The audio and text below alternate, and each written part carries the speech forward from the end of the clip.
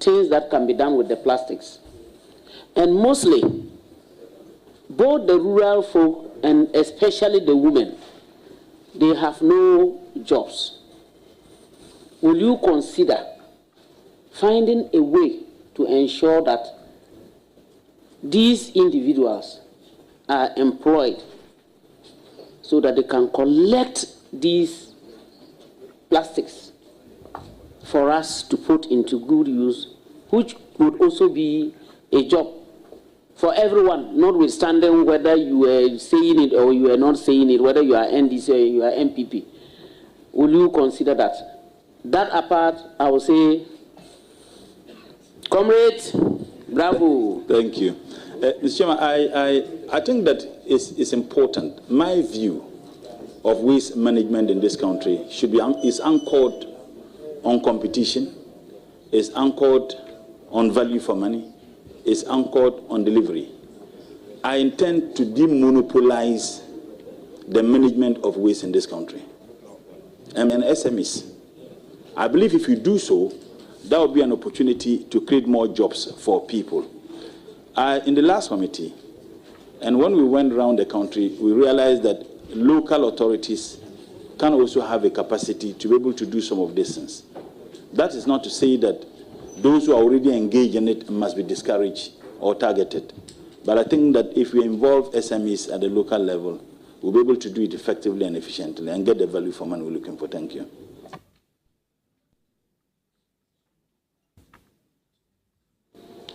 Are you done? Yeah, okay. Thank you very much. Now I will come to my left. And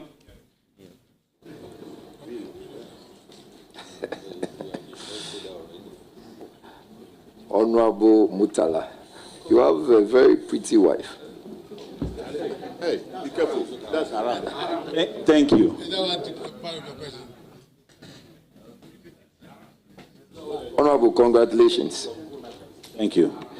Mr. Chair, this is an observation before the question. I was trying to indicate to you earlier. Yes. So on the CSIR, I heard you indicate that it was about 81 acres and now it's about 50. But I know Honorable and Kofi did some work with reference to protecting some of these areas. Maybe you should check with him and ensure if some of the lands have been reclaimed and some Ramsar sites as well. Mr. Chair, now my question.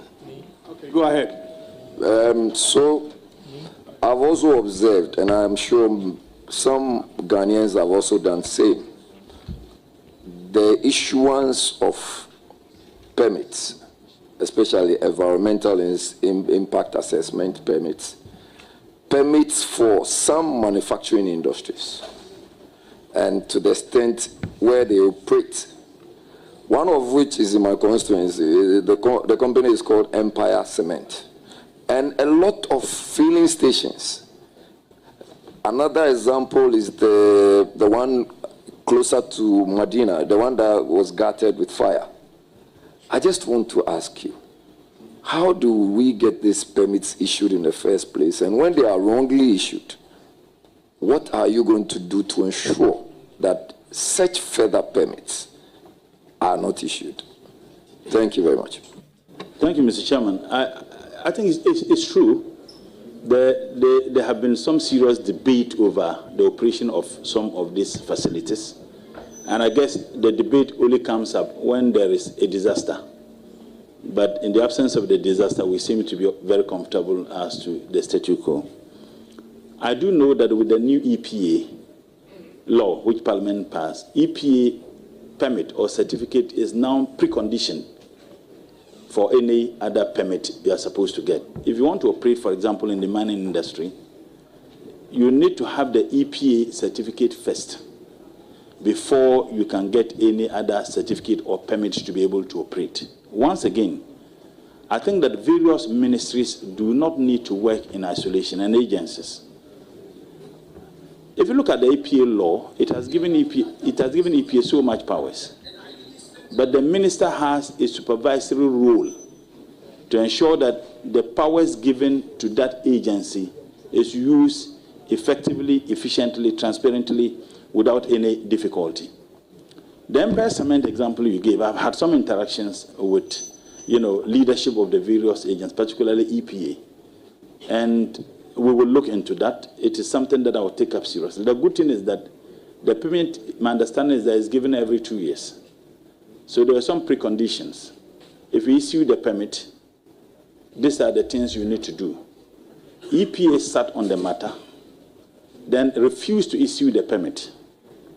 Then if you look at the law, you can then petition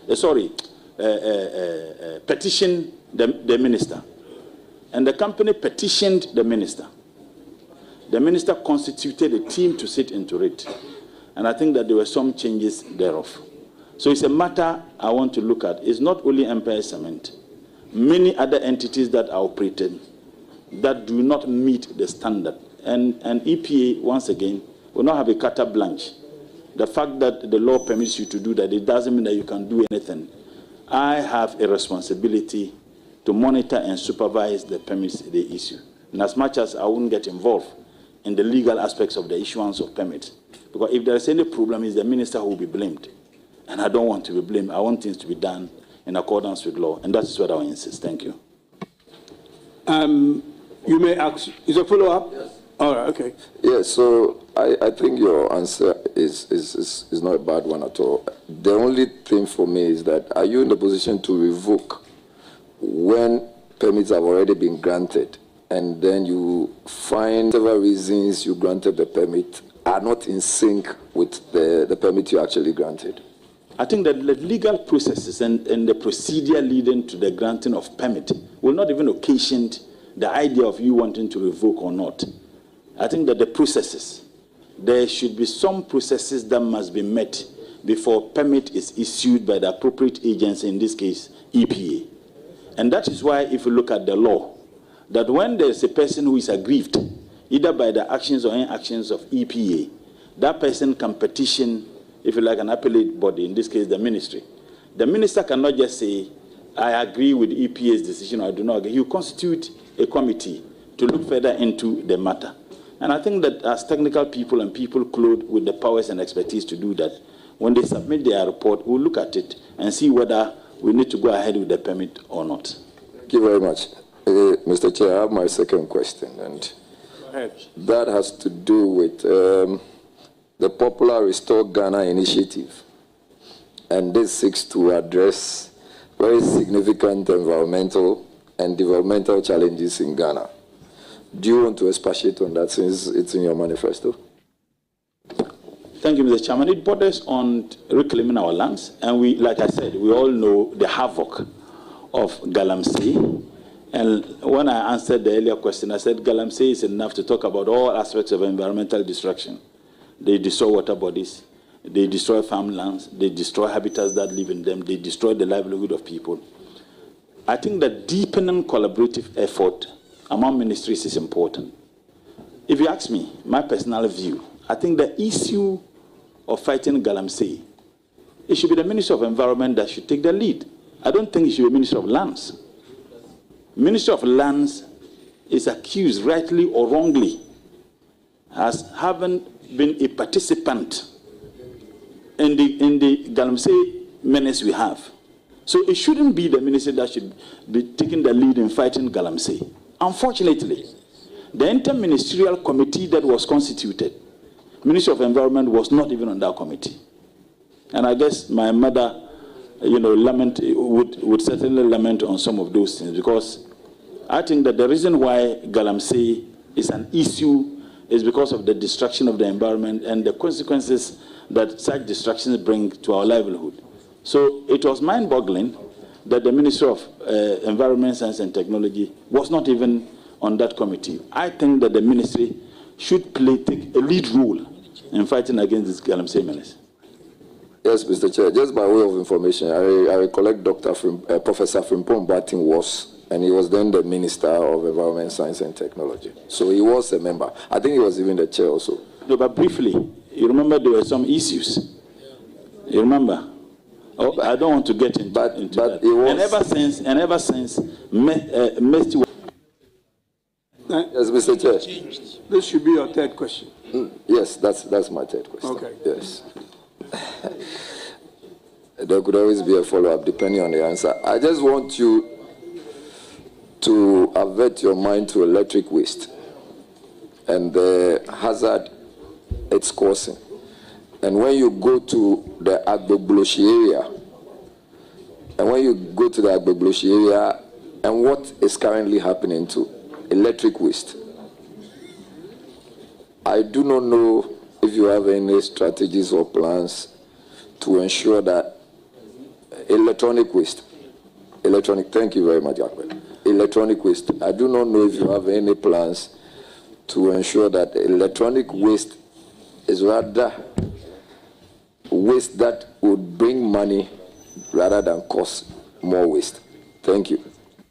Thank you, Mr. Chairman. There's actually an act of parliament, the Hazardous and Electronic Waste Control Management Act of 2016, Act 917. And again, we have what we call the e-waste recycling center at Agbogloshi.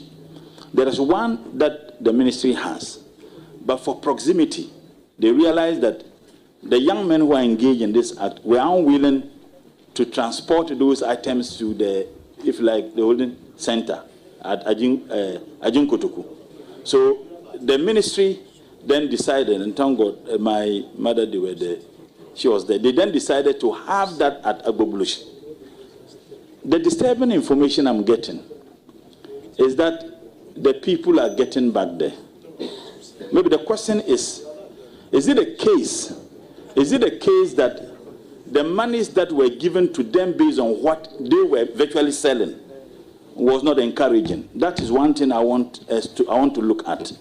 If it has to do with money, do we need to up it a little so that will encourage them? When they bring it, they can easily take it without they trying to bend, taking into consideration the health hazards that may occasion as a result of their activities. So it's one thing I want to look at. If it has to do with the money, maybe we can up a little. I know there are a lot of funding, grants available that we can access to be able to do some of those things. I want to be looking at that. But you see, when there was a reduction, it wasn't because there was a reduction in the emission. It was because they were no longer operating there because of the actions taken by the then Greater Accra Regional Minister. So they were having other places, they were emitting the same, if you like, carbon dioxide. But we felt that, oh, this thing is now doing well. So I would engage various stakeholders. I would engage the communities, those young men who are doing that. I've been to Agbogloshi a couple of times when I was the MP for Nantong.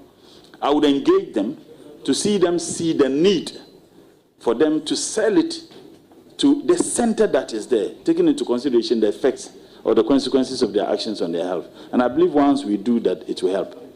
Mr. Chair, just a follow-up, and it's to the effect that the one, I'm also aware of another one, and it's very close to the Kolebu Teaching Hospital. Is there any plans to consider dealing with that one first, and even if there can be a closure? I would have a discussion with the Minister for Local Government, who happened to be my leader in Parliament, and the Greater Accra Regional Minister, and then the MPs of the area. I mean, the MP is a senior comrade of mine. I share the same floor with him, so I would have further discussions with him. I don't want to rush to say that we will do this when I don't have proper understanding of the reasons, and that is what I will do. Thank you. Mr. Speaker, sorry, Mr. Chair, I wish my brother a very good one. Thank you. Thank you very much. It's now the turn of Honorable Patrick Boamo. Please take the floor. Thank you, Vice Chair and member for Cape Coast South. Congratulations, my good friend. From the 6th Parliament to the 9th Parliament. Kaola. Alafi. Andre. Nah. Good. Minister, congratulations again, my good friend. Thank you. Are you familiar with the Biosafety Act of Ghana, 2011? Yes. There was a recent High Court decision by some human rights group that threw out some proposals or the quest for government to introduce GMOs or genetically modified organisms. What is your take on GMOs in Ghana as a matter of policy, and whether you are going to have a second look at it, taking into consideration the resources that went into the formulation and enactment of this law, and how it stands to benefit the country? Thank you. Thank you, Mr. Chairman. There's a global debate as to whether we should continuously consuming GMO. One, and I think that the debate is also occasioned by food scarcity, particularly in many developing countries. And the contending view is that we should ban it. But the question people ask is that if we ban GMO, what will be the effect on us? Would we have enough food? I think that the Biosafety Act and the National Biosafety Authority is clothed with the capacity to be able to determine the processes through which certain organisms, GMO, genetically modified organisms, some say genetically modified food, certain organisms can be used in our domestic market. And I have no doubt whatsoever the capacity of the National Biosafety Authority to be able to assess and advise government, either through the Ministry of Agri, through Ministry of Health, and the ministry as to which could be consumed domestically. Because if we ban, what will be the effect on us? And as far as they certify that this particular food is healthy to be consumed, I would have no problem at all with that. That's assuring, and I think you must take a very good look at that. And you being an environmentalist, what do you know of the terminology called other environmental trends? Have you heard about them? Before I proceed to ask my question. Yes, Mr. Chairman. What are some of them? Let me agitate your mind or thinking on other environmental trends. It's a global lingua. Let me put it that way. Yeah, my understanding is that it involves a lot. The challenges that the environment is posed with, either directly or indirectly, the consequences of those actions humanly and some that are natural to our basic survival. Because if the environment is protected and sustained, we can survive and live well in it. But if it is not, we all, suffer the consequences. Thank you. Honorable Pasubama, I take it that you are on your second question now. You gave a preamble to your second question, so you are on your second question. All right, thank you. Cool.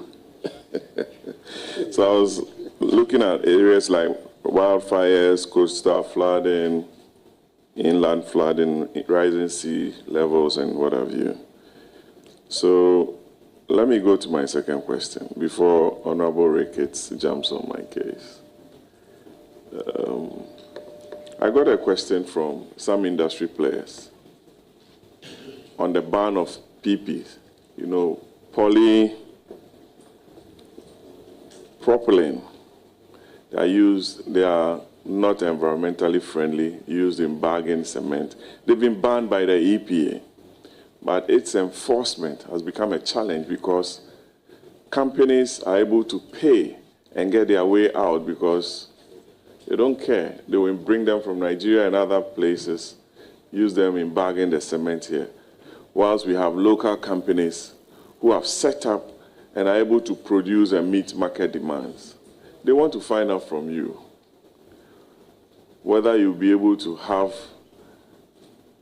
the steel, as it requires of a minister, to ensure that the enforcement is carried through to promote local industry, create more jobs and taxes for government. Thank you. Thank you, Mr. Chairman. Honorable Patrick Buama knows me very well, and I don't joke with principles. Anything that it will take legally to ensure that people conduct their businesses in accordance with law, I will do it, regardless who will be affected. So that's one thing I can assure you. But what I will say, is that I will engage industry players. And it will be good, I believe, if you give me the opportunity to serve the people of this country by approving me, I would have some engagement interactions, not just with agencies, but business players within the environmental space. And I believe that there are several other issues that may not even come up that will come up, so that together we see how best we can find solutions to it. But you can't do this, once again, without engaging other ministries and agencies, because the issue of importing into this country borders on several ministries. Ministry of Trade, Industry, and Agro-Businesses, the Ministry of Finances, through their agencies. If we have such interactions and engagement, we can all find solutions to it. And of course, the Ministry of Justice and Attorney General, it borders on illegality. They would also have a role to play, and that is what I will do first, in order to find solution permanently to some of these problems. We may not be able to stop it entirely, but we should make it absolutely inconvenient for anybody to want to engage in such. Minister, as a follow-up, there's actually a law in place banning its importation. That is what the industry players in Ghana wants the ministry to enforce. So you are clothed with all the powers to ensure its enforceability. Let me go to my third and final question, Chairman. President Donald Trump, your good friend, the 47th President of America, for the second time, has signed an executive order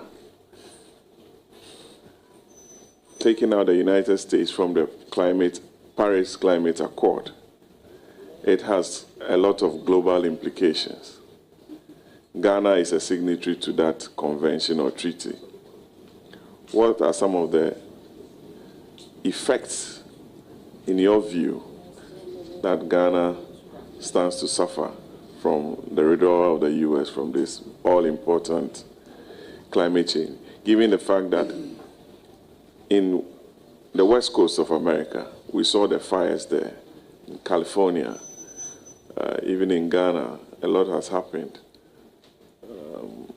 It rains even in November, December, what have you. So some of us do believe in climate change. And a big power like the U.S. taking this stance, especially in this very important period. I want to hear from you, and the country wants to hear from you. And I wish you the very best, Murtala. Thank you. Mr. Chairman, I guess there was an earlier question that was not even direct as did, but in my response, I did indicate that it is a worrying development, considering the fact that the U.S. is the second largest emitter of the green gas, and also taking into consideration the amount of money that Ghana as a state gets from the United States of America to support, the work and our effort for environmental sustainability in this country.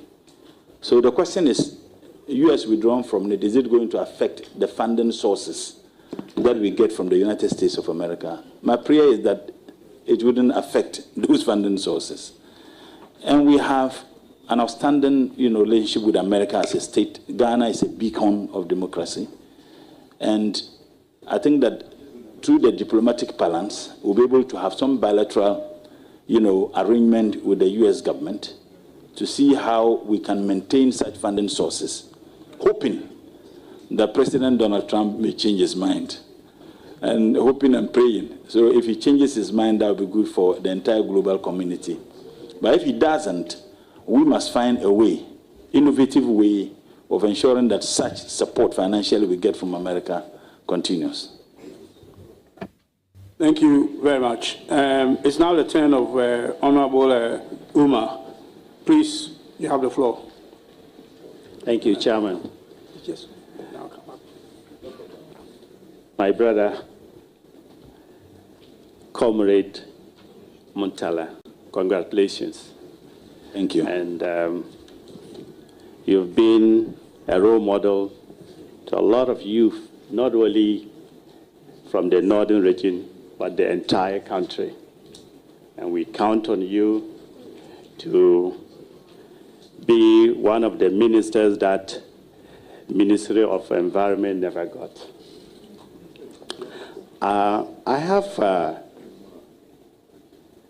I've been worried about solid waste and disposal in urban areas and communities.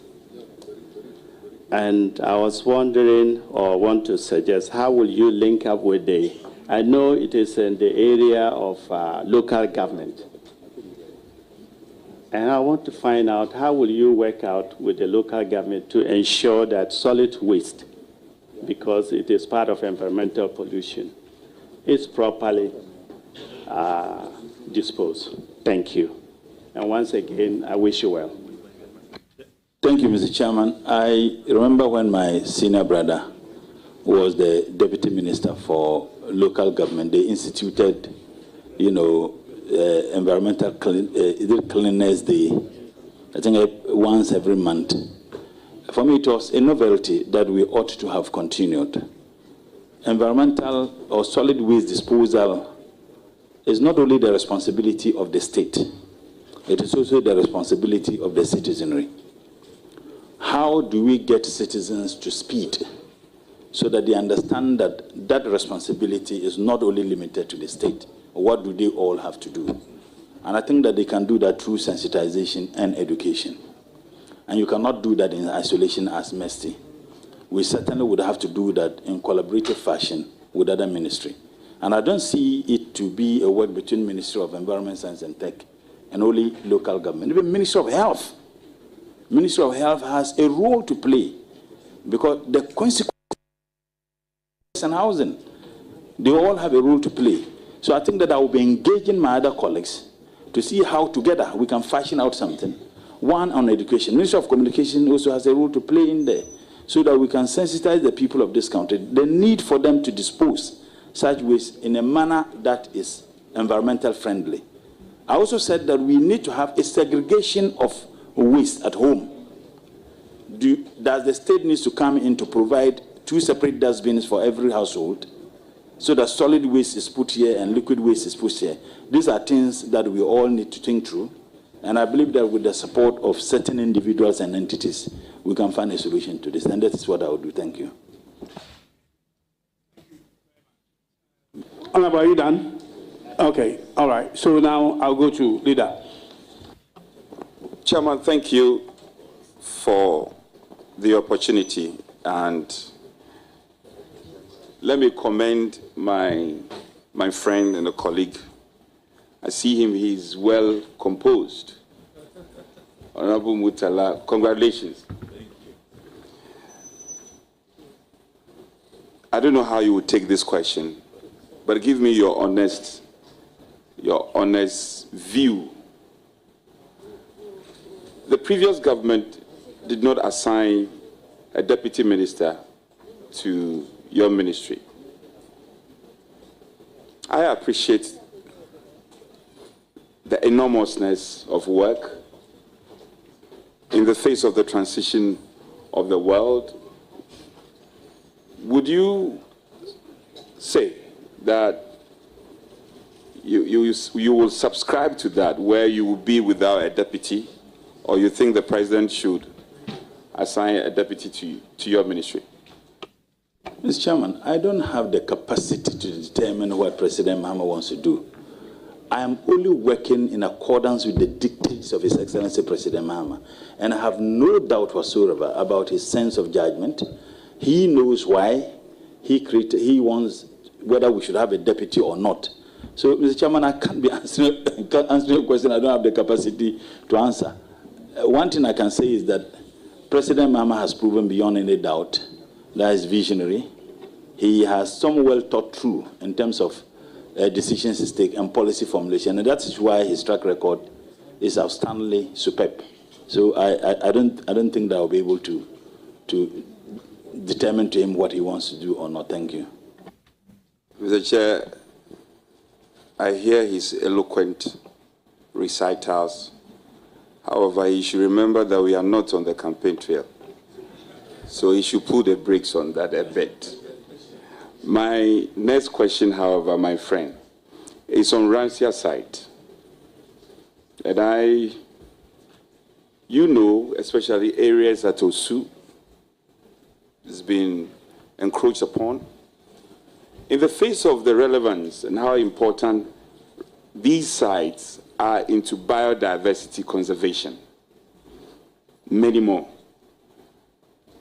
I don't know if you'll be clothed with the powers to track down on these people who continuously encroach on such environmentally sensitive site. What's your thinking going into this ministry? Well, like I said, I'm not going to work in isolation. I'm going to work with people who are clothed with enormous capacity and abilities to be able to fashion out policies that would stem the tide of what we're all concerned about. But if you ask me, I would say that we could have a task force that will have a responsibility of monitoring compliance, environmental compliance. And Ministry of Environment, Science and Technology cannot do it alone. Once again, we'll do it with other ministries. If you get a sense, I'm always talking about the interlinkages, because I'm a development planner by profession. And I know how important working together can yield the results. If you work in isolations, as ministries and agencies, you continuously having some of the problems we have. So once again, I would engage further. I will engage the experts at the ministry and various stakeholders, including, the private sector. They all have a role to play. And most importantly, other ministries and agencies, to see how we can all find a solution to this unfortunate incident here. Mr. Chair, follow up on that. Sometimes it is easier said than done. And I hear you when you said you are going to consult stakeholders, even the private sector. Sometimes your stakeholders may be thinking differently from what your thinking lines are.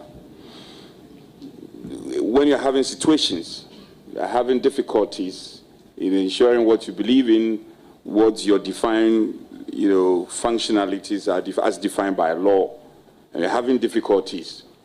Sometimes even your own colleague ministers may not agree with you. I know you are one passionate person that you want things done. If you encounter such a situation, what are you going to do? Whatever my views and my positions are, they certainly must be in sync with the views and position of His Excellency the President. So whatever view I have on any issue will be secondary, as long as that view is not in sync with the vision and policy position of the appointing authority, in this case His Excellency the President. And I have no doubt whatsoever, because his views have been espoused time beyond number. Some are captured in the NDC's manifesto. And I believe that any other minister or any other heads of agency must work in line with that. Like I said earlier, if you look at the ministry, I'm dealing with distinguished citizens of this country, professors, experts. I'll give them that free role to operate, as long as their operations are in line with the vision and policy position of His Excellency the President. I will have no problem whatsoever with them. Honorable nominee, the CSR, as you do know, I know it's one of your agencies, right? Yes, it is. You know how important the CSR is? Sorry, Honorable Leader, I consider this to be your third and the last question. Chairman, time here. I'm just asking you. Well, just trying to manage Chairman, time. if it is the case, you don't want me to proceed, no problem. I thought that I'm an environmentalist. I'm just asking you. No, I want to have a chat with our colleague. It's very important. They are very important issues. These are no controversial issues. They are straightforward matters. Okay, go ahead. Chair, be magnanimous with the rules. Go ahead. In any case, I'm a leader in Parliament. I know. So don't limit me to three questions. I was asking you. Please, with respect to you, if I may trying proceed. to manage. No, let's not debate. Can I proceed? Yeah. Please go ahead. Okay. That's why you're a good man. Honorable Murtala, he is eager to answer my questions. The decline in biodiversity has come up strongly, as one of the red flags issues in terms of our environmental conservation. I don't know what your thinking is going into the ministry. The endangered species, i.e. flora or fauna. What will be your strategy to deal with this concern? Thank you, Mr. Chairman. I don't know, maybe this will be the umpteenth times I'm going to answer the same question and answer a question with the same, It's been asked before. No, I'm saying that, yes, a similar question, and I'm providing an answer that will be a repetition of the previous answers that I've provided. Let me drop that. If it's been answered already, let me drop that and ask a different question, if that is fair. Honorable nominee, we amended the Bui Power Act, and amongst the reason was to input the need for renewable energy. So the Bui Power Act was amended. We have the usage of renewable energy in there. And so that's how come we have the Bui Power Authority and all that. However, we are still stuck with a 10% of renewable energy when you look at the energy mix. And we appear to be proud about it. For almost a decade now, we are still hovering around the 10%. What is your own assessment of this? And what do you think we can do to facilitate the adoption and the usage of renewable energy in our country? Thank you, Mr. Chairman. It's the way to go. We have solar in abundance. Wind, maybe there could be some difficulty. There's some hope. If you take Melcom, is it ice cool? There is this water. I'm told that they're all using solar now. So if we can have a single solar used, at least even starting with ministries and agencies and educational institutions. Of course, the concerns have always been the initial capital that will be, invested into it. But I think that as a state, you must begin somewhere. I remember when we were in Legon, my understanding was that the main street lines to Commonwealth Hall, they were all solar. Even when there was light out, you still have, some visibility. I think that if the state can look at starting with state institutions, Parliament, for example, we can decide that Parliament should use solar. The initial capital injection is huge. There have been instances where ministries are indebted to ECG. The former Minister for Finance is here. He had a lot of difficulty dealing with ECG over the indebtedness of some state institutions. If we begin with that, I think that for me is one way that can help. Renewable energy, in fact, tidal waves is one thing that we can harness the sea to generate some energy. If you go to Kalio, somewhere in Upper West, Laura, the intention was to generate about 10%. But unfortunately, they are generating below 4%. How do we speed up? I mean, even if you have 10%, maybe 15, 20%, that will help in our energy mix. Okay, Chairman, I'm happy he mentioned the Kalio solar farm. But he failed to add that the Kalio solar farm was thought through, initiated, and implemented by the SWAL MPP administration. He should have added that at least. Anyway,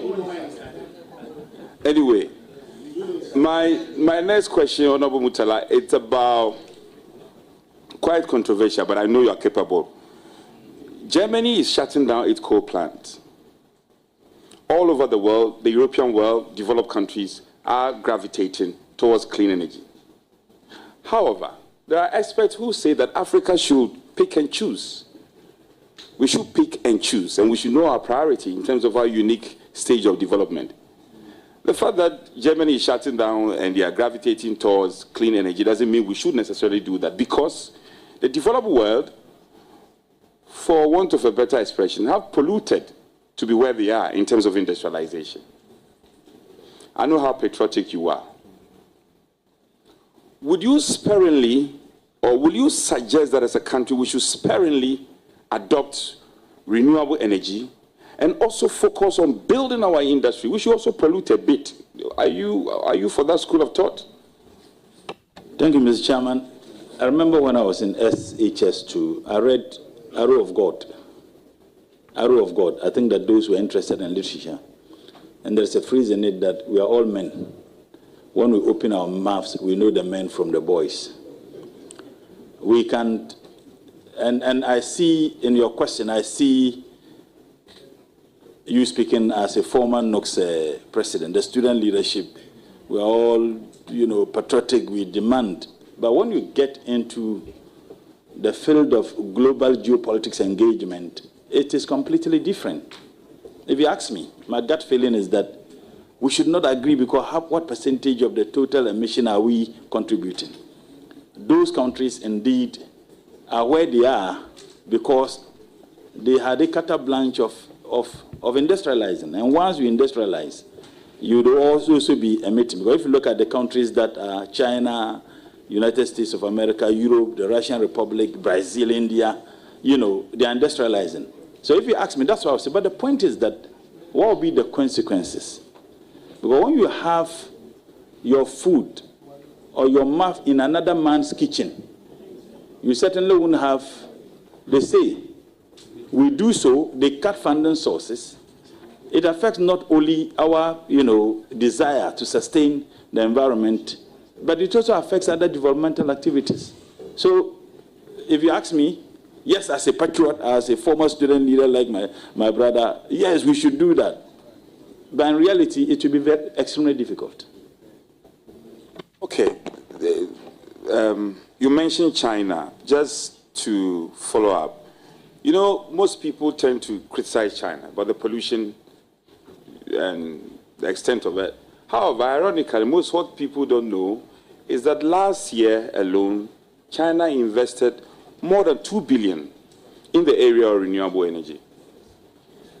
I mean, arguably better than even the Netherlands and some other countries that are noted for investing more in renewable energy. It's a very interesting topic, and I just wanted to tease your mind about it. My penultimate, just a final question I want to ask is on the EPA Act, the new EPA Act. We're all passionate about it. We passed it. What do you think this EPA, the new EPA law, would cure necessarily? Thank you, Mr. Chairman. It is now an authority, and naturally, authority gives it some powers. I think that the new law gives EPA now the prosecutorial powers now to prosecute. And for me, that is also something that is extremely good. I said we may have environmental fast-track courts to deal with people who violate, certain environmental laws. Now, if you now have EPA, which is now an authority and has prosecutorial powers, I mean, you played a significant role in crafting this particular law. I think that it will go a long way to help. And even if you look at funding sources, it's something that is encouraging. The carbon credits, and maybe this may be my last question. If I'm an afterthought, I think about another question I'll ask you. And that is not being fair to you. I'm being very fair to you.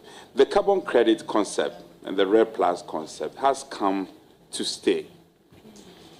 And the difficulty with developing countries is capacity. Because we have a challenge, Prof is here, he can confirm. Because we have a challenge with capacity, we are unable to buy into the concept and rake in the necessary millions of dollars that as a country we can have because of the advantage we have in terms of afforestation. And anywhere in this country where you plant, it will grow. I see that as a huge potential, and it's as an avenue we can raise a lot of IGF, for want of a better expression, IGF. What would be your style or strategy for us to enhance our ability to buy into the carbon trade, and Ghana becomes a very important destination in terms of we taking advantage of the REDD+ concept and the carbon trade? Thank you, Mr. Chairman. In everything you do, you need some level of stability. And so we are at advantage. May God forbid, assuming we're embroiled in conflict, like we can say many or some African countries, I don't think that they would have been interested in. And we seem to be doing very well. Professor Hamza's question, he enumerated some of the issues. We have that with Sweden, Switzerland, and Singapore, and many other countries, and it is yielding some. Maybe we need to deepen that and engage such relations with other countries because financially it helps. And it is one of the surest ways we can generate enough resources to support some of the agencies that are engaged in that without necessarily, financing the activities through budgetary allocation of government. Mr. Chair, let me wish my friend, who we've been engaging ever since his name came out officially. We've been talking and hoping that things will go well.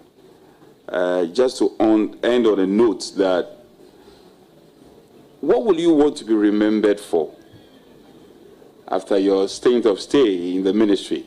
Honorable Murtala, once our Minister for Environment. What is the new designation now? Environment and what? Science and technology. What would you want to be remembered for? Thank you, Mr. Chairman. Results-oriented, instilling discipline in the activities of not just the ministry, but agencies within the ministry, and doing everything possible to stamp up corruption. Mr. Chair, I thank you, and I wish my colleague the best of luck. Thank you very much, Honorable Leader. I will now come to my right again, and then... Oh, he's going to... Yeah. So, you have the floor.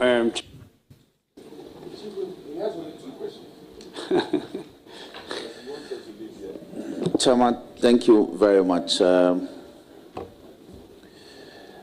My brother, my twin brother, I should say, in Parliament, and we do nearly everything together. If you see me in Tamale, yes. So, comrade, congratulations. Thank you. We knew this would come, and it has come. And I have no doubt that you will deliver. And the youth, especially the thousands of young people in Tamale and its environs, are looking up to you. I wish you all the best. You are in leadership, I'm in leadership. Hard work brought us here. So the youth should know that if you work hard, positive hard work, not any other hard work, but positive hard work, you will always be recognized. So I wish you all the best. My question to you is, cottage industry used to be the backbone of our recovery. And there are a lot of small, medium enterprises who do well in this regard. For instance, if you take the corn mill, there are a lot of metallurgists who are doing well. And as a sector minister, for which technology is an added aspect to your industry, will you consider prioritizing promoting cottage industry amongst our young men who go into metallurgy but don't get support to establish? That's metal works. They build containers, they build small machines. Will you consider prioritizing support for them so they can establish in our rural areas? Absolutely, Mr. Chairman. I think that there are a lot. If you go to Abusokai, in Tamale, there is a place we call industrial area. Kumasi, I think Mayankar, and you find a lot of people who are designing a lot of things. I'm a farmer, and I can tell you that some of the things we use in our farms are designed and built by Ghanaians. The only difficulty is that they don't have enough capital to be able to build more. That's one problem. The second problem is, will they have market for what they do? So it should be a multifaceted approach. The state can come in, that, okay, we provide the resources for you to build ABCD for farmers. In this country, we import tractors from Brazil and other places for farmers. Even planters. It's a simple technology. Planters, we import them. can we give resources to our domestic investors or entrepreneurs to be able to develop something like that, so that the state gives it out to farmers, those who are engaged in agro-business. And I think that that is one surest way. The technology is here, the expertise, we have it. The difficulty is just the financial means to be able to put it to use. And that is one thing I would encourage you to do. Chairman, thank you for the opportunity. Comrade, all the best. Thank you very much. It's now the turn of... it's now your turn. If you are ready, you can go ahead. Thank you. Thank you very much. Congratulations, Honorable. Thank you. Yes, I can see my beautiful daughter-in-law supporting you very well at the back over there. He's very much impressed with your answers so far, and he wants you to listen. But I have a problem. I have picked your CV, and there's no indication that you are married. There's no indication, unless maybe you have to drive me, take me through, and let me. So, do you have? This is a house of record. Are you seeking the permission of the?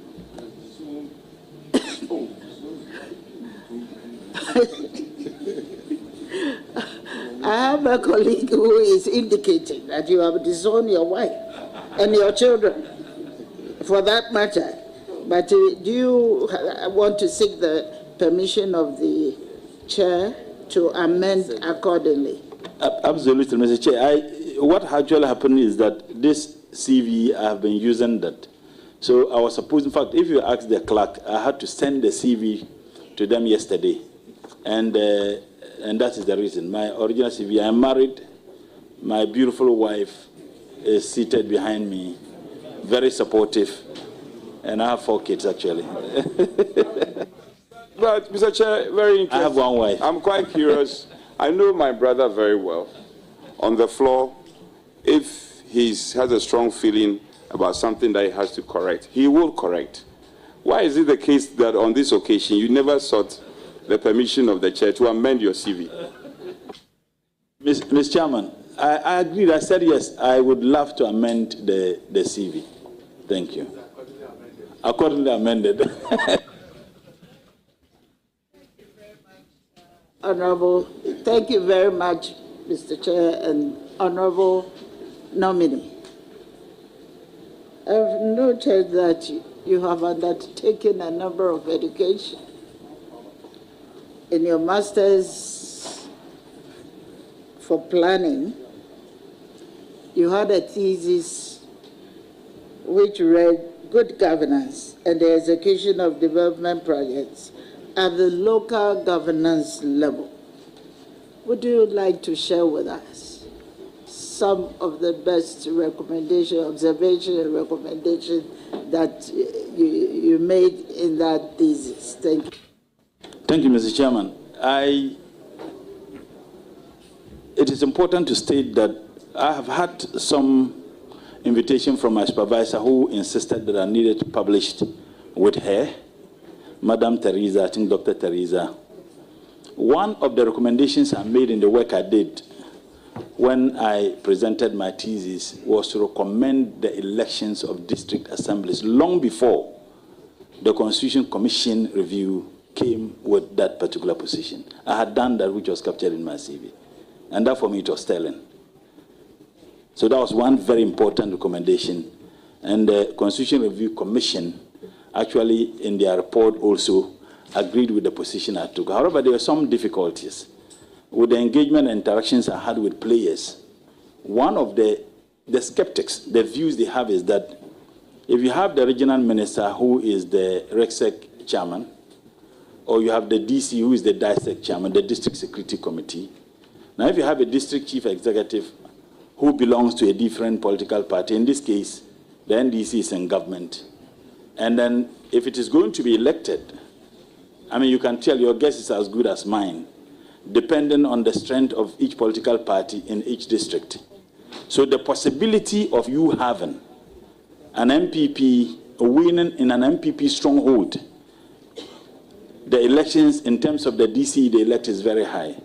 Now, if the president is visiting that particular district, his security and safety will be guaranteed by someone who belongs to a different political party. These were some of the views, but I still think that it can happen. I mean, if our institutions are strengthened and we have confidence in the independence of the institutions, it doesn't matter who is the DC or who is the regional minister, we can still go ahead to ensure the safety and the security. And maybe the suggestion is that regional police commanders and district police commanders should be the leaders of securities within the districts and the region and not the political appointees. So these were some of the recommendations I made in my thesis. Very well. You have a follow-up? Are you giving the... I commend you highly, not just for the idea, but to also publicly stand by it. I think it's a point of commendation for me. However, you do know that I think a while ago, your party took a position against that. If I'm wrong, you may correct me, but your party took a position against that when the president, former president, was pushing for the election. You can put matters in context. Would you still stand by that at this time, that we should go ahead as a country and elect our MMDCs? Thank you, Mr. Chairman. My party never took a position against it. My party's position was informed by the position your party took in Parliament on the matter. Because I remember at that time, we had no problem going ahead, but you were demanding certain things to be done. I can't specifically remember, but I remember in Parliament, I stand to be corrected, I remember in Parliament, I wasn't in the 7th Parliament, and those who are there can confirm this. But whatever the case is, Mr. Chairman, whatever the case is, Mr. Chairman, you asked me what I added to knowledge, the recommendations I made. And I said that my academic work, some of the recommendations I made was ABCD. It is completely insulated from the position my party took. Granted that was even the position my party took. So if you are now asking me my view, I'm saying that I subscribe to the view that we can have it elected. But there are some conditions that must be met. And I did indicate the concerns certain people raise. And I'm saying that when we reach a stage where we can all have confidence in the independence of the institutions, and agree that the DC and the regional minister should not be the head of either the district security or the regional security, we have confidence in the security agencies, maybe from that time we can be looking at its feasibility or its viability, if you like. So that is my position. Mr. Chair, not to litigate further on this matter. It's not to litigate further. But, Chief Whip, be tolerant a bit. This is a conversation with our own brother. I'm just to put on record, the erstwhile MPP government did everything, Mr. Chair, that the election of MMDC will be done. And my colleague can confirm that. However, he says there were some conditions. Maybe I don't want this matter to take the shine out of you. You have performed so well. You've performed so well. However, this matter of there were conditions and we didn't fulfill those conditions is not a statement of fact. And I just want to put that on record. It is not a statement of fact. We did our part. You failed to help us. Chairman, I was in Parliament with him, and we were all part of the processes leading to the proposed referendum. The position of the NDC was that we will support the government of the day's agenda for the election of MMDCs, but on non-partisan basis. The government's position was that the election, we should allow political parties participation. This was the dichotomy between the NPP government's position and the NDC minority, the NPP government position and the NDC minority position. And the government refused to converge with us. So we declined to support the referendum. So the election, yes. Non-partisan, yes. But you said the election with the participation of political parties. So these are the facts. Please, nominee, I think let's make progress. Honorable Patricia, Chairman, it's in our manifesto, so we implement it. It's okay, it's okay. Yes. Please, Honorable, go ahead. Thank you very much for the direction, but it's a very good and interesting topic, and we need to be very clear in our minds in pursuing that agenda, what it's going to do. Now you've realized that we had some level of differences. Anyway, on your CV, page 1, there's an observation that the BA Psychology, you have 2 dates on. I don't know what the 2003 means and then the 2011. If you can help us correct the difference in name. I don't know whether you started pursuing in 2003 and finished in 2011. If we want that clarity. So if you can help us achieve that. Thank you, Mr. Chair. I think it's just a typo. Yeah. I finished 2003. I went to Legon 1999-2000 academic year, the Mobroa struggle years, and my good friend, the Honorable So do we have Minority Leader.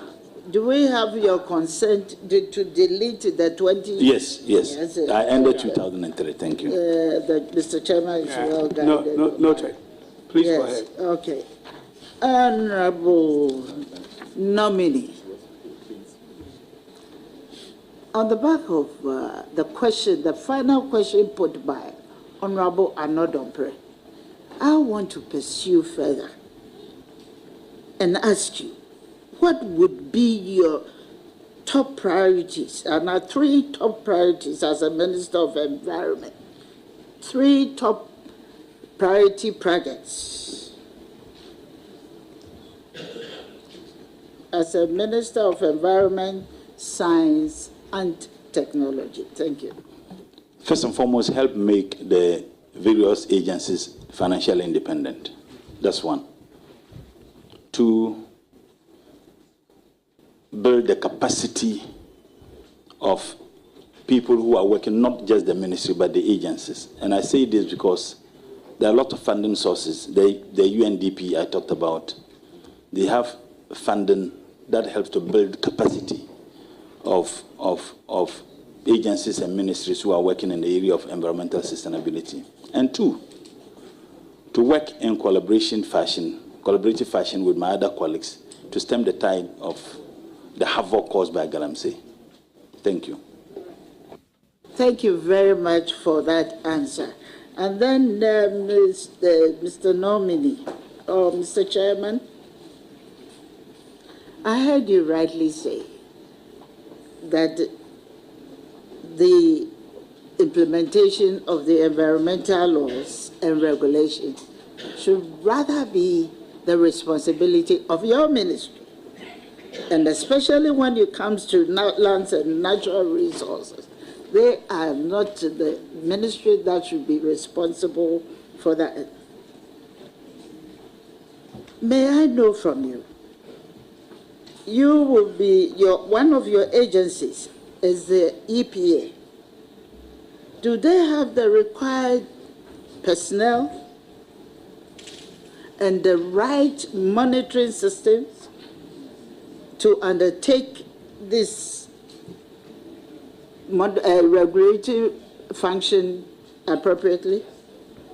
And if not, what would you do to ensure? Thank you, Mr. Chair. From the outside, I can say they do, but I'll begin to have a proper appreciation of what they do once I get in there.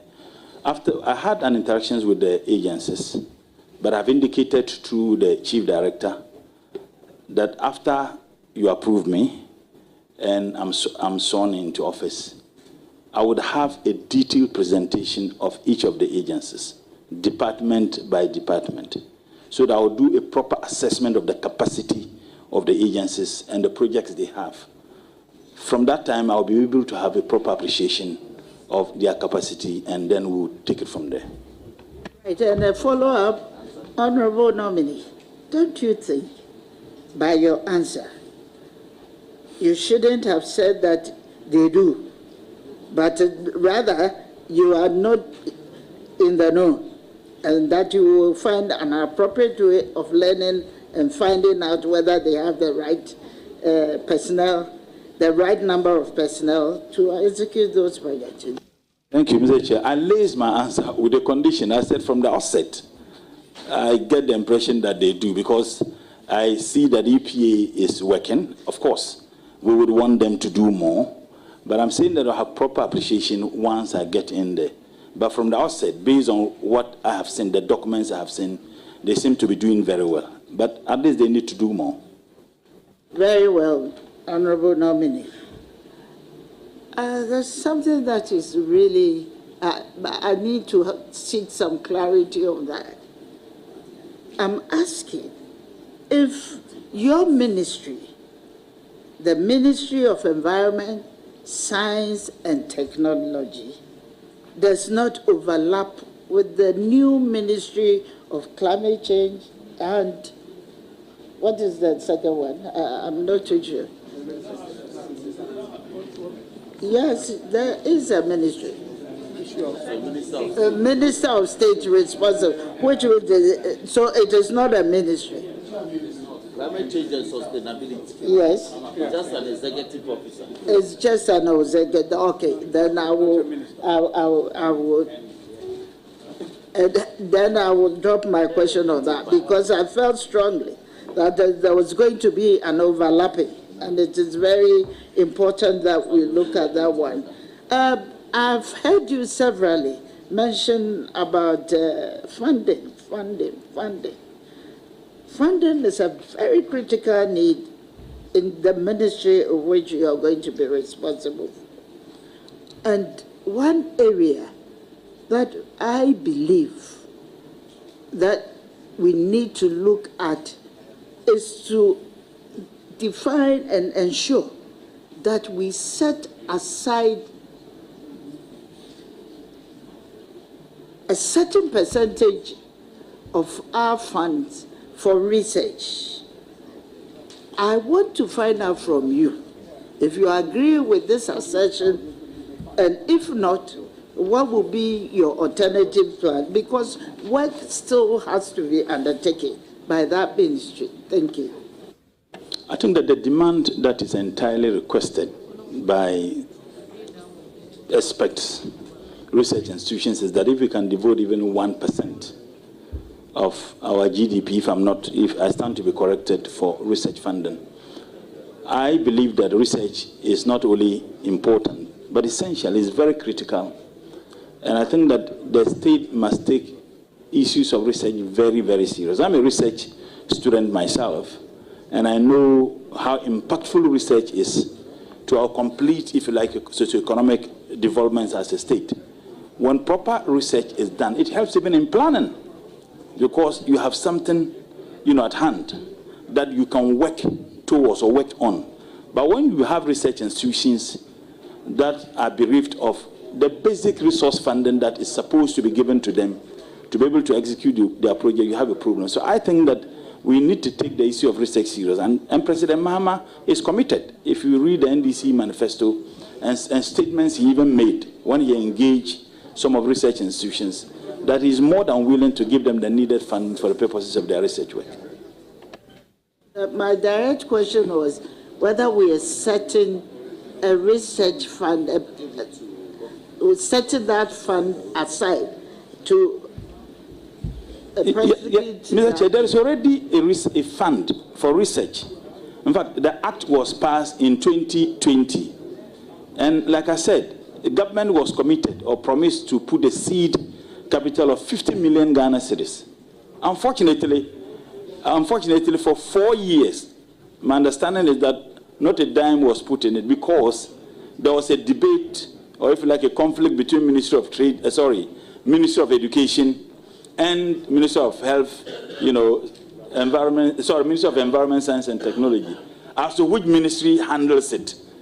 So I'm saying that if the monies were put in it as the seed capital, maybe by now we would have generated more than the 50 million. Yes, I would support any decision or move to put in the necessary money into that seed capital. I would support that. Yes, and you think there will still not be that kind of controversy between the ministries? And I want you to also tell us what percentage of research funding per year GDP should we apply into this particular? I want to specific, if it's possible, and when you are giving the note. Currently, we are doing less than 1%. Less than 1%. I mean, currently. I'm saying a beggar has no choice, but at least let's start somewhere. I'm happy my senior brother is the former Minister for Finance. If I had the opportunity, I would have asked him why they didn't give the 1% which was requested. I mean, if we have more than 1%, that would be encouraging. Honorable, the follow-up is Mr. Chairman, we are relating it to... Mr. Chairman, yes. I came to solidarize with him, but it appears he's inviting me into the discussion. Your nominee is inviting... I do not want to accept that invitation. You are not invited. You are not invited. I don't want to accept it.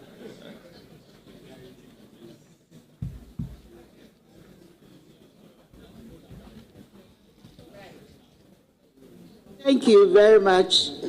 There's also another aspect of your job which I want us to...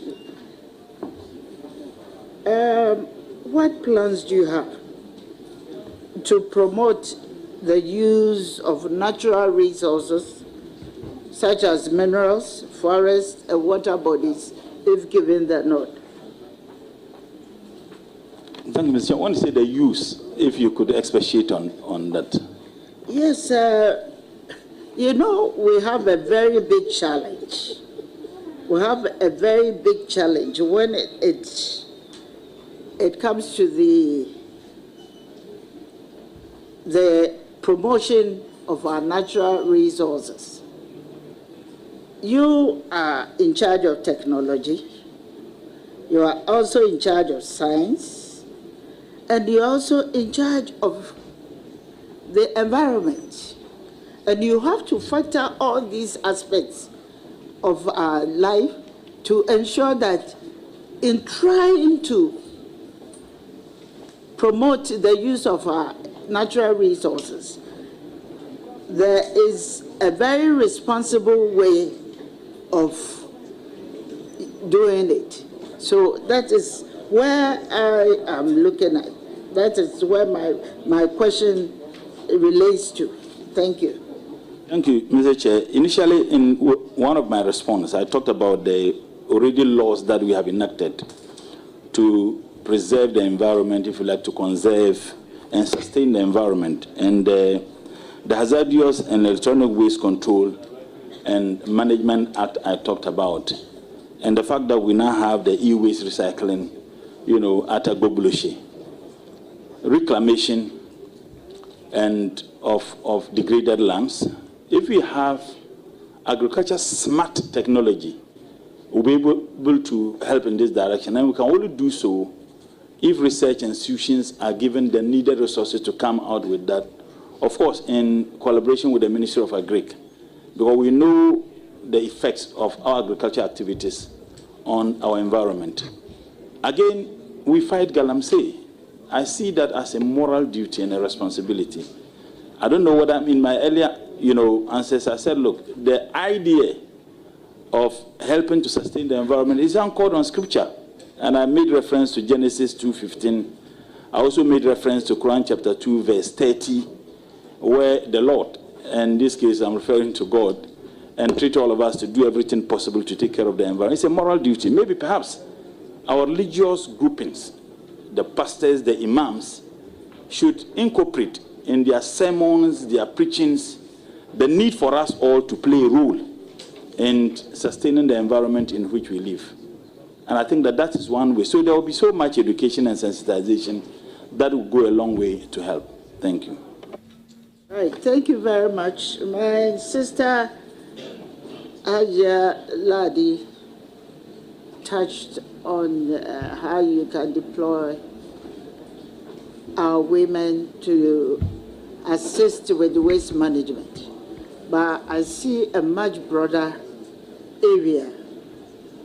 You recollect that our women are often disproportionately impacted by climate change, especially in low-income countries where they may be more susceptible to harm due to poverty, lack of education, and limited decision-making power. Women may have limited access to resources such as land, credit, and technology, which can limit their ability to adapt to climate change and mitigate its impact. Honorable nominee, what specific policies does government plan to implement to address the climate change and environmental sustainability, especially as regards to women? Thank you. Thank you, Mr. Chair. His Excellency President Mahama made history by nominating a running mate as a woman of substance, a woman, I say, who is more than 1,000 men in terms of her achievement. And I think that it is not for nothing that she was made a running mate. And the good people of this country actually, endorse that. Women have a significant role to play in all aspects of our life, whether environment or agriculture. And I can tell you that I'll do everything possible as far as the ministry is concerned to give women a lead role. You were a deputy minister there, and the information I get there, you perform outstandingly. So when women are given the chance, they deliver, and would ensure that we make women play a lead role in this journey. Thank you. Thank you very much. Honorable Minister, I have a challenge, and the challenge situates directly in my constituency. You know, in Accra and Kumasi, but in Kumasi, my constituency is where we have the abattoir. Responsible disposal of waste is very much required when you have abattoirs situated in the middle of the town. You know, there is a technology that can be used, and at the same time, the output will be commercially useful as a society, if given the nod. Honorable Minister, how are you going to ensure that the abattoirs in Accra and Kumasi will embark on this responsible waste disposal? As I speak now, if you go around my constituency where the abattoir is at this point in time, I don't think you can breathe well because of the stench that comes out. What would you recommend as a solution or a technological solution to address that particular issue? Thank you. Thank you, Mr. Chairman. Honorable, you indicated that there is a technology. Yes. I indicated to you yesterday that I shall be engaging you. As a matter of fact, I've engaged several other, players in the industry. The former minister, I spoke with him on phone. I had a discussion with you. You are my mother. I'll come and sit with you to see how we can all together exploit that technology for Mother Ghana. I know you are a patriotic citizen, so we'll do that. But self-discipline is also very important. There are laws and regulations governing the conduct of anybody in this country, including those who operate the abattoirs. We must ensure that they adhere to those regulations. But we'll look further into some of the technologies and see how we can harness it to be able to solve some of these problems. Thank you. Right. Much. Mr. Chairman, women in science is something that is very much required if we want to achieve our sustainable development goals and ensure the inclusion of women in addressing climate actions and all other actions. What would be your best approach to ensure that we have equal numbers of women? Maybe I shouldn't use equity, I should use equality, but equity. We have an appreciable number of women and girls undertaking science in school. Thank you. I think that the STEM, like I said earlier, is not only important but essential. And my earlier suggestion is that if we can incorporate STEM education at all levels of education, curricula of all levels of education. One thing I've observed as a trained teacher, at the lower primary, you may have the numbers of girls and boys the same. Sometimes the girls are more than the boys, particularly in rural Ghana. But as they progress, the number of girls, reduce, and then the boys will have that. And in some communities, unfortunately, they feel that girls are not supposed to go to school. There's a profound socio-cultural, aspects of our life that hinders the growth of girls, particularly in the area of science. I have 2 boys, 2 daughters, and they are wonderful girls. And I will do everything possible to assist them, just like I assist the boys, to be able to unearth their enormous potentials. So if you introduce or incorporate STEM education at all levels, and maybe emphasize the need for girls to be able to bridge the gap between boys who excel in the sciences and mathematics and engineering, so that the girls can catch up with. I think that is one thing that will help. We have an affirmative law in Ghana now.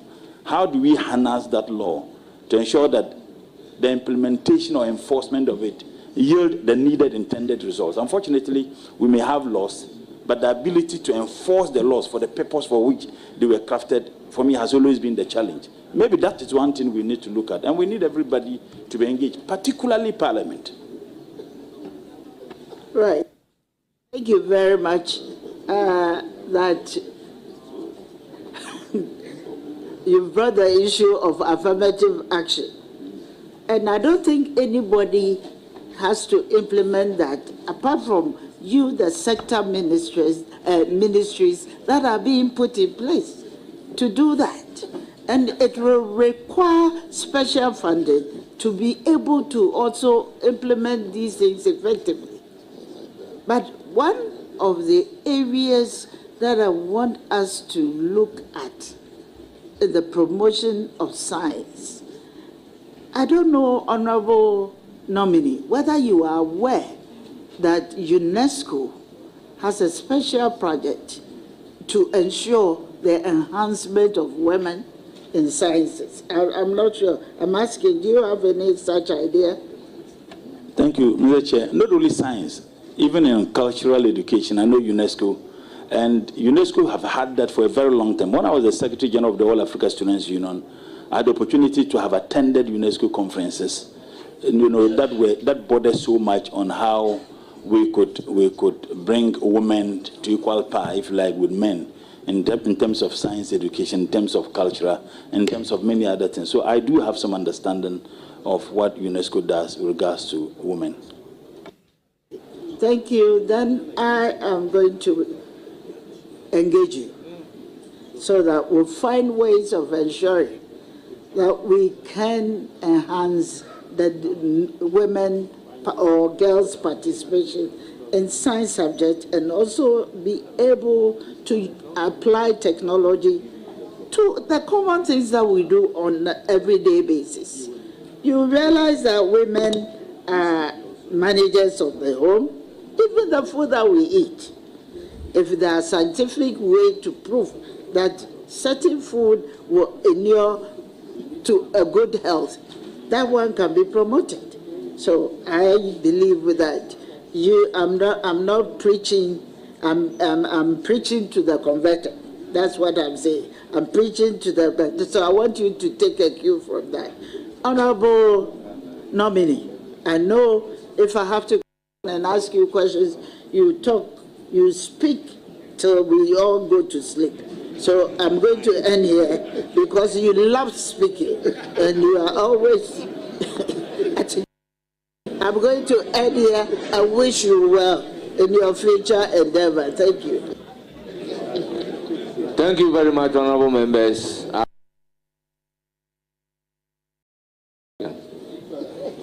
Thank you very much, Mr. Chair. Comrade, congratulations. Presido. Thank you. Just a quick, I want to follow up. Well, it's a question, but it's something that came out of what Honorable Patrick Boama said, and then something you yourself said, which I think was very important, and that is to take you back to this carbon trade business. One thing you said, which is something that President John Dramani Mahama has already said about this every man, planting a tree, which you have now taken it further to be every child also planting a tree. I mean, there's a lot to get from this carbon trade. And if we have the capacity and build that, what you are talking about and what President Mahama has said earlier on, then we can be able to build that capacity to get that carbon credit, which will obviously become some of the monies that you can call it IGF, to fund, your ministry at least.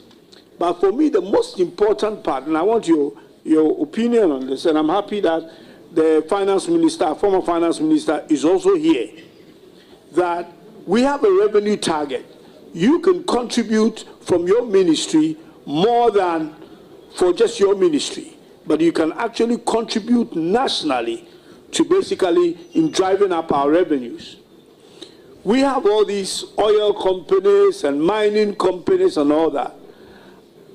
I want to know your view about how we can actually sort of get people to pay or get institutions to pay for their carbon footprints so that we will use that to raise revenue for the Ministry, of Finance, and by that I mean for the nation. Just your view on that, because you made a very, very, very important point on the credit, carbon credit. But looking at the other side of the carbon footprint, which is basically some kind of a tax that will be earned by the state. Thank you. Thank you, Mr. Chairman. I think that stakeholder engagement is very, very important. And particularly Parliament has a role, because you are talking about enacting a law. We first and foremost must have the buy-in of Parliament. We must have the buy-in of various agencies and ministries who will be working in that area. And I think that maybe it's one thing I need to think through. I may have further, discussions with you. If we can start something at the ministry, I think it's a laudable idea. Thank you very much. Comrade, congratulations. Thank you. Honorable Murtala. Mr. Speaker. Katuma Biola. Nah. Zaplaga Avilpam. I know actually.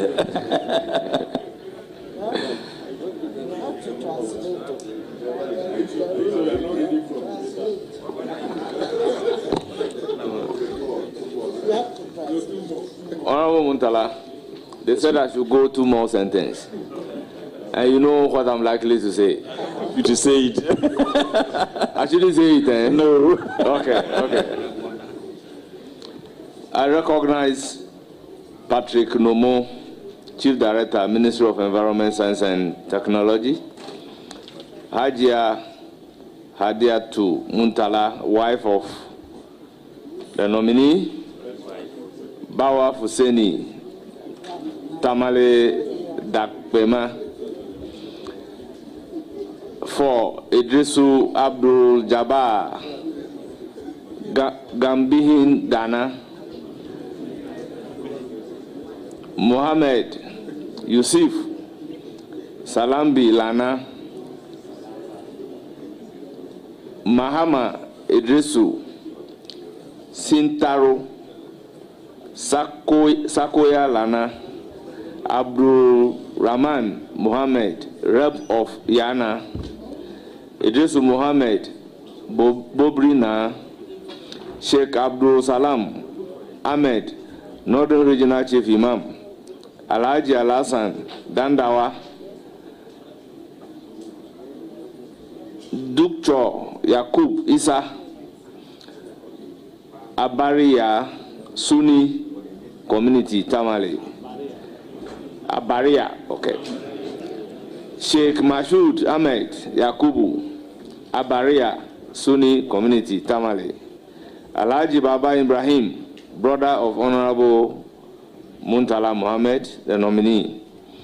Ishaku Umar Farouk, Constituency Chairman. Abdul Mumin Al-Hassan, Northern Regional Vice Chairman, NDC. Alhaji Bewa, Northern Regional Vice Chairman, NDC. Alhaji Michel, Northern Regional Imam of NDC. Chief Dudu Sufo Azoka, Vice Chairman, National Vice Chairman, NDC. You are all welcome. Honourable Member, thank you for attending upon the committee and taking your time to express your views about questions asked. You hear from the committee and you are hereby discharged. The next nominee, thank you, Mr. Chairman, should be ready to take the chair.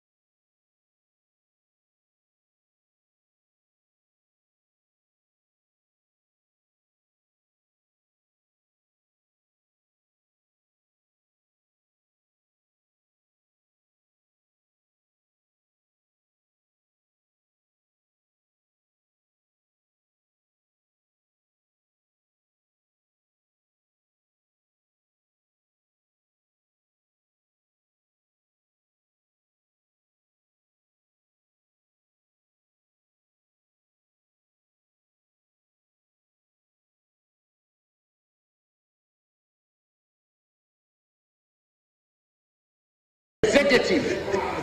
And in that resolution, we should call for a public inquiry into the circumstances under which, on the 9th or 7th December, through 8th to the 9th to the 10th, after Ghanaians have gone and cast their vote, exercised their civil responsibility by casting their votes in peace and tranquility, when it came to collation, the Electoral Commission came under siege.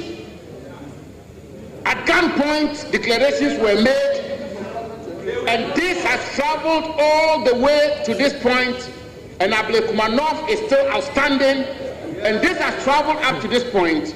That public inquiry should unravel and establish the circumstances which has led to this level of anarchy. And in conclusion, in that resolution, we should call on the president, who is the chief custodian of law and order, Mr. Speaker, to take charge of law and order in this country. President Muhammad should take charge of law and order in this country.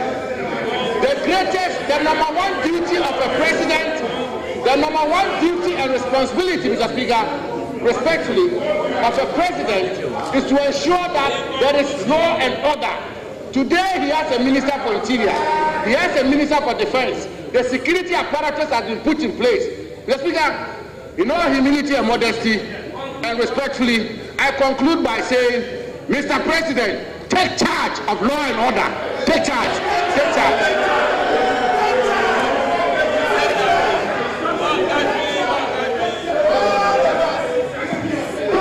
Yes, please. Majority Leader. Majority Leader.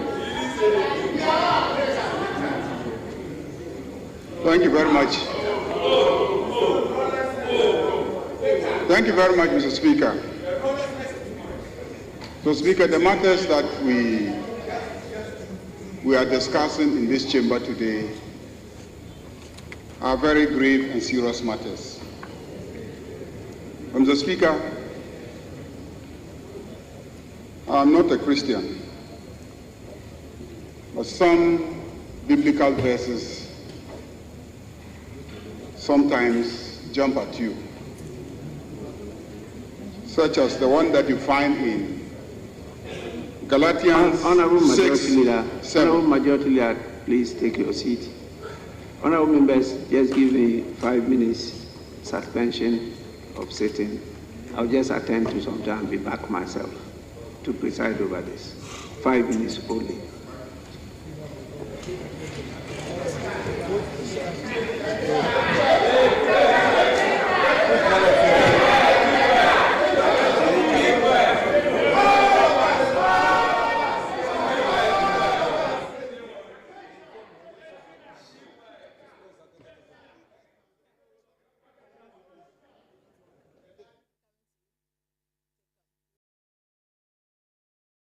Well, in Parliament,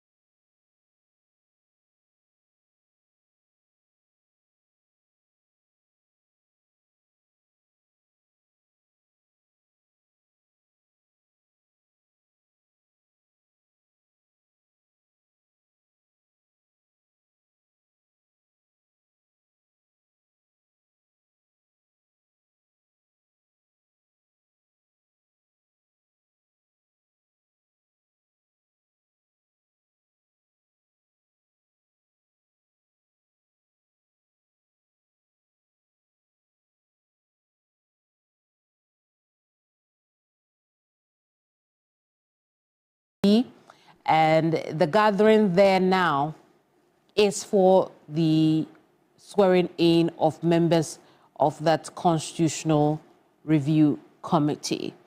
After that event,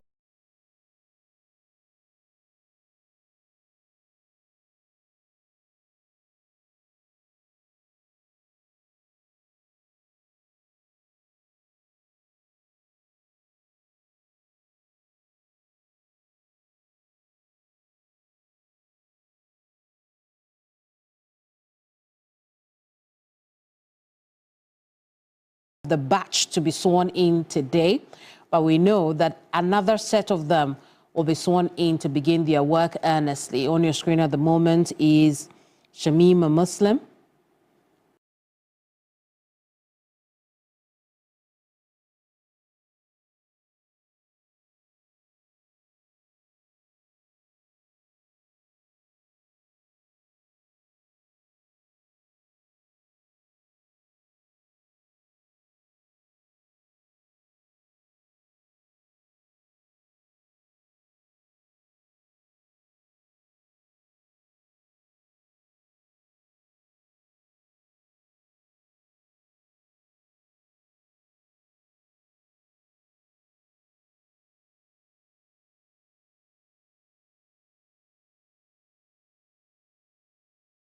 Member of Parliament for Nantong.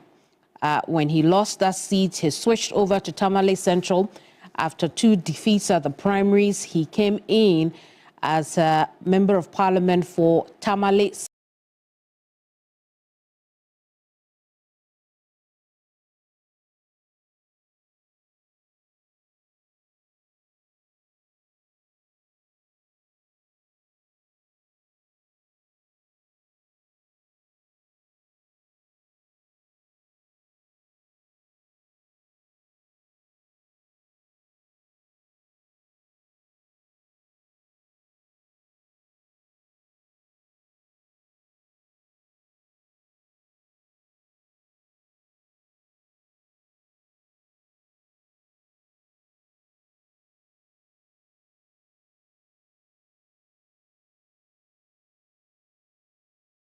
employment, and he also answered questions from the committee regarding job creation, the 24-hour economy, how it feeds into creation of jobs.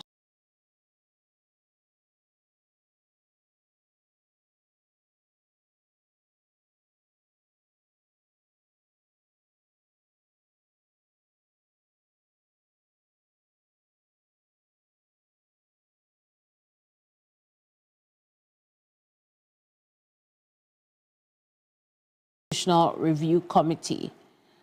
Now, when this happens, it will be another feather in his cap, excuse me, because it is one of many promises he made to the Ghanaian people to achieve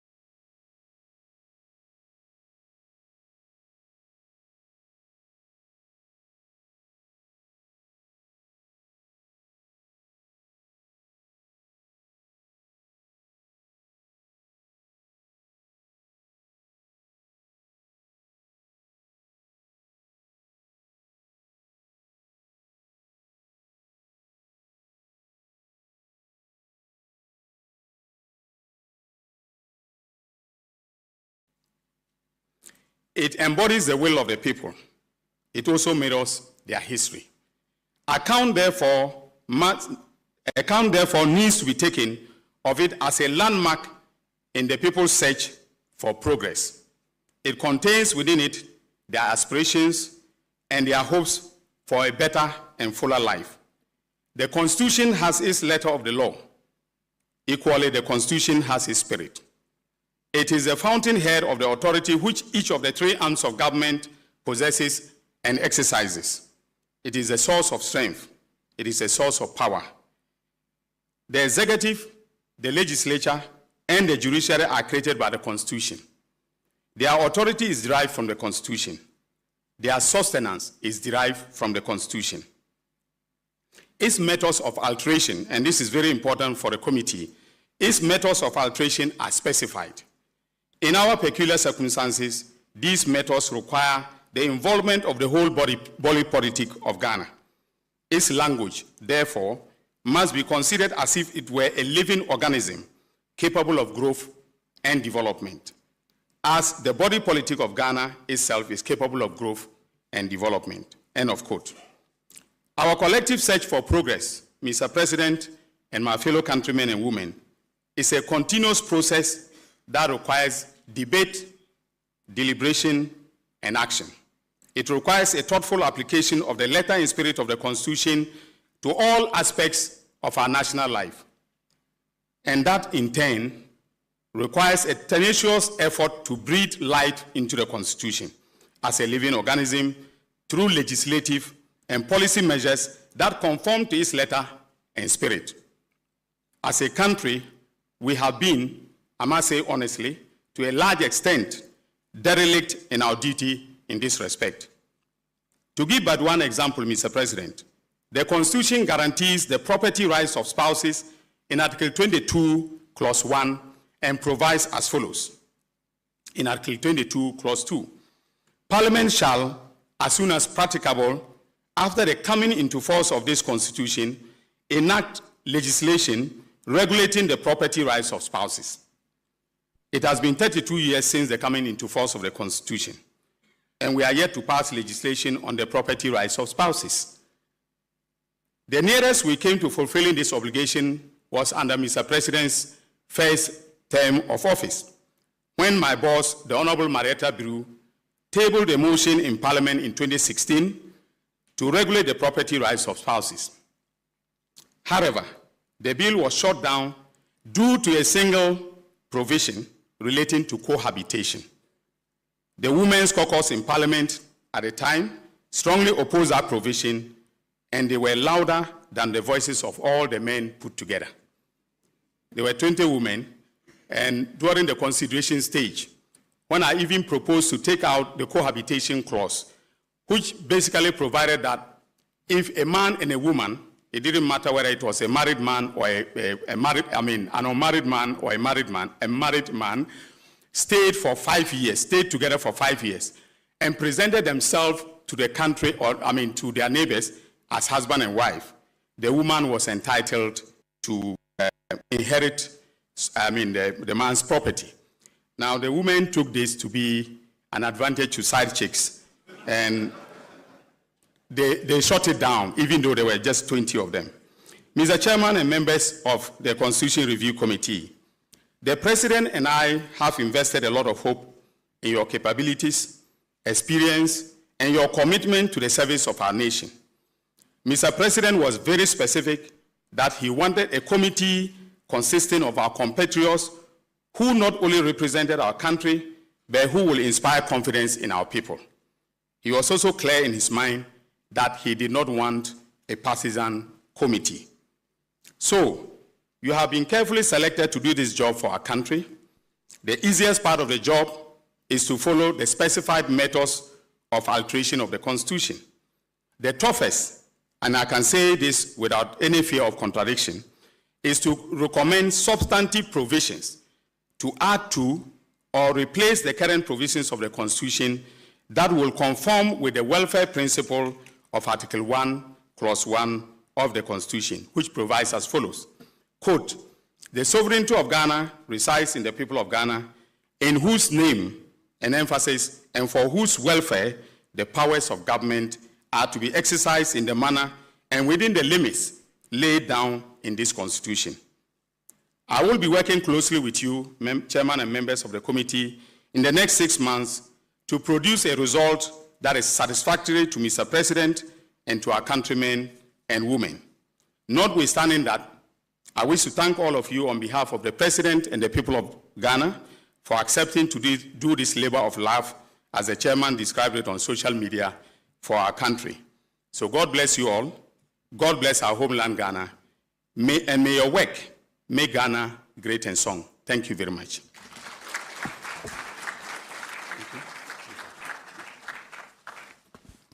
Thank you very much, Attorney General and Minister of Justice, the Honorable Dominic Ayine. It's now my honor to invite His Excellency John Dramani Mahama to give his speech. Please, ladies and gentlemen.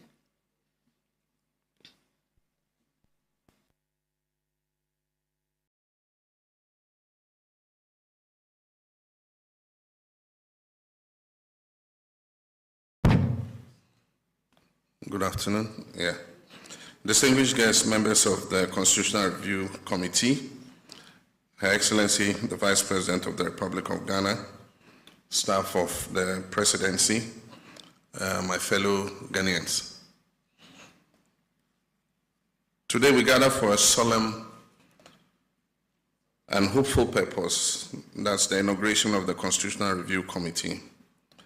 This is not just another event on our national calendar. It is a moment of deep reflection on how far we have come as a nation and a reaffirmation of our collective commitment to shaping a future that truly reflects the aspirations of the Ghanaian people. For over 3 decades, the 1992 Constitution has been the foundation of our democracy. It has guided us through periods of growth and challenge, securing our rights and freedoms while ensuring peaceful transitions of power. It has given us stability, resilience, and hope. Those who framed this document can look back with pride, knowing that their vision has not only endured, but has become the backbone of our nation's progress. And I say kudos to all the ordinary men and women who gathered at that time to produce this document. Yet, as with all living things, our Constitution must evolve. Former Chief Justice Sowa, and I'm taking from the same quote as the AG, in the landmark Tufo vs. Attorney General case, described our Constitution as a living organism, a sentiment that reminds us that the strength of any democracy lies in its ability to adapt. Over the years, we've seen gaps, ambiguities, and challenges that demand attention. The world has changed, and so too must the legal framework that governs us. The call for constitutional reform is not an admission of failure, but an acknowledgement of the progress, a recognition that our democracy must be dynamic, responsive, and ever attuned to the needs of our people. This is not the first time we have sought to refine our Constitution. On this day, we honor the foresight of His Excellency John Evans Atta Mills, who in 2010 established the Constitutional Review Commission, led by Professor Albert Fiajo. The comprehensive work of that commission, along with the efforts of the Constitution Review Implementation Committee, chaired by Professor Evio Dankwa, laid a solid foundation. More recently, in 2023, His Excellency Nana Addo Dankwa Akufo-Addo established the Constitution Review Consultative Committee, chaired by Mrs. Clara Berry Kasati, whose findings were submitted last year in December 2024. These initiatives reflect a long-standing national desire and pass recommendations, identify necessary changes, and create a clear roadmap that will finally lead to meaningful constitutional amendments. This process must not become another chapter in the history of unfulfilled reform efforts. It must be a turning point, a moment when Ghana moves decisively from discussion to action. I understand the weight of responsibility that comes with this task, and I assure you that your work will not be in vain. This will not be an exercise in futility. We are determined to see this commitment to Ghana's progress. This exercise is not about any political party. It is about Ghana. It is about ensuring that our Constitution reflects the values, hopes, and dreams of every Ghanaian, regardless of their background or affiliation. Your diverse perspectives will enrich this process, and I urge you to engage widely with citizens from all walks of life in this process. This Constitution must belong to all of us. It must inspire trust, it must unite us, and it must provide a framework for a more just, inclusive, and prosperous Ghana. On behalf of the people of Ghana, I express my profound gratitude to each of you for taking up this national duty, especially at such short notice. Your willingness to serve is a testament of your love for country and your dedication to Ghana's future. We stand at the threshold of a new chapter in our democratic journey. Let us approach it with wisdom, urgency, and a shared commitment to building a Ghana that will continue to stand as a beacon of democracy and hope, not only in Africa, but in the world. I thank you. May God bless our homeland, Ghana, and make our nation great and strong. Thank you. Thank you very much, Your Excellency. We will now invite for his own remarks the chair of the committee, Professor H. Kwesi Prempeh. Please.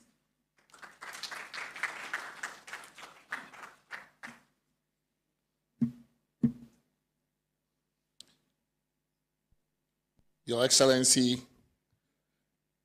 the President of the Republic, Your Excellency, the Vice President of the Republic, the Honorable Attorney General and Minister for Justice, Honorable members of the Presidential Staff,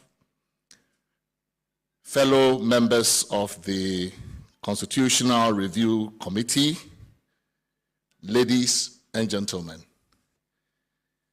On behalf of the members of the committee and on my own behalf, I would like to convey to you, Mr. President, our most profound gratitude for trusting us enough, individually and collectively, to ask us to shoulder this very awesome burden and responsibility of reviewing and proposing suitable amendments to the 1992 Constitution. Your naming and inauguration of this committee in the very early weeks of your assumption of office as president signals to us, the members of this committee, as well as to the nation, the sincerity and seriousness of your commitment to prosecute to the end the constitutional reform agenda as a critical component of your pledge to reset governance in this, our fourth republic. On our part, my members and I also pledge that we will return the trust with equal sincerity and seriousness, and will pursue our task with the sole aim of bettering the fortunes of our people, setting us on a course of progress and development, and helping you, Mr. President, to fulfill the pledge that you have made. Once again, thank you very much for the trust that you have reposed in us. We commit to work diligently within the next 6 months to produce a report that is fitting and suitable for our country and our dear nation. I thank you very much.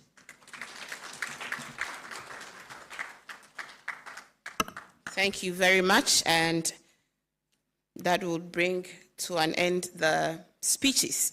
So now we do some photos. And I'd like to invite Your Excellency and all members of the committee to come up to where the flags are, I suppose, for a group photo, please. Yes.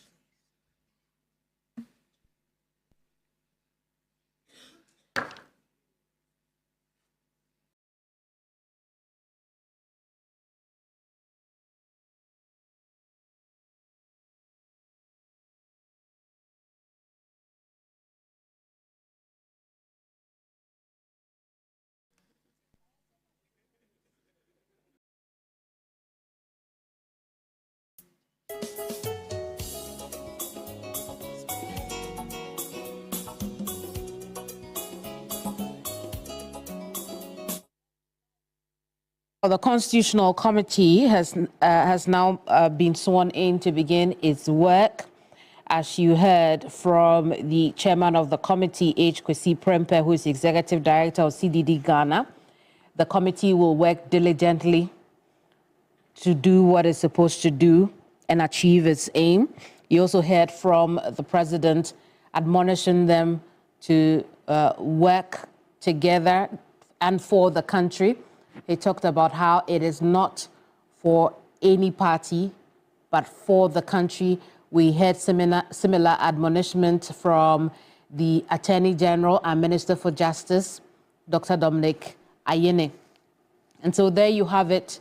They can now earnestly begin their work. As we heard from the Chairman, H. Kwesi Prempeh, their work will be concluded in 6 months when they deliver to the country your amendment requests, noting the gaps in the reviews done in the past and what could be done about those gaps. But there you have it. So the members include Dr. Godwin Jokoto, Senior Lecturer at the University of Ghana School of Law, Charlotte Osei, former Chairperson of the Electoral Commission, Dr. Esi Ensa of Ashesi University, Secretary of the committee, Dr. Reina Akumperiga, an oil and gas consultant who's also a lawyer. Member Justice Sophia Adinyira. Now, if that name is very familiar, it's because she's a former Justice of the Supreme Court, now retired. Ibrahim Tanko Amidu, Executive Director of Star Ghana Foundation, also a member of the committee. Last but not least, Professor Kwame Kakare, former Executive Director of the Media Foundation for West Africa. So that is done at the Office of the President. Remember, I told you at 4:30, there will also be the swearing in of another set of ministers. Earlier, our Parliament approved the nomination of Dr. Omane Buama, Minister for Defense. He was vetted yesterday. So far, we have seen 2 nominees vetted. Minister for Labor, Abdul Rashid Hassan Pelpuo, and then Ibrahim Murtala Muhammed, Tamale Central MP, and Minister Designate for Environment, Science and Technology. Now let's take you to Parliament, where the House has resumed and debate on the floor will follow on another report for another set of vetted ministers designates. Let's take a listen. Presented here. The president cannot, because the president is seen as representing one class of people, political party. That is what is. You have to lead to find the solution. And so when you get the opportunity and you yourself get up and you are a mirror of what is happening, you encourage it. That is why we say we will manage this discussion so that we can take up the issue of the transitional blues. That's what is happening in our country now. Yes, we have very good, peaceful elections. After that, then everything goes haywire. We can't continue this way. Yes, it's true we have to look at the Transitional Act.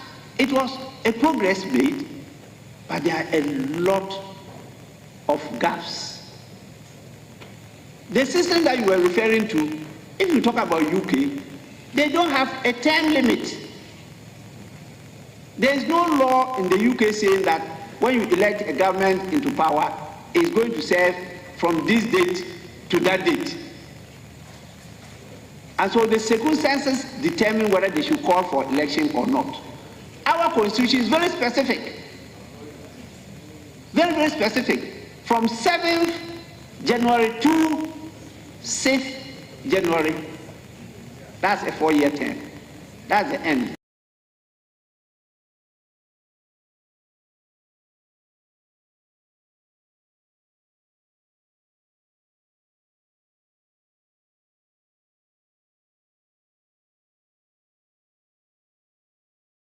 It's automatic. And so we have to prepare.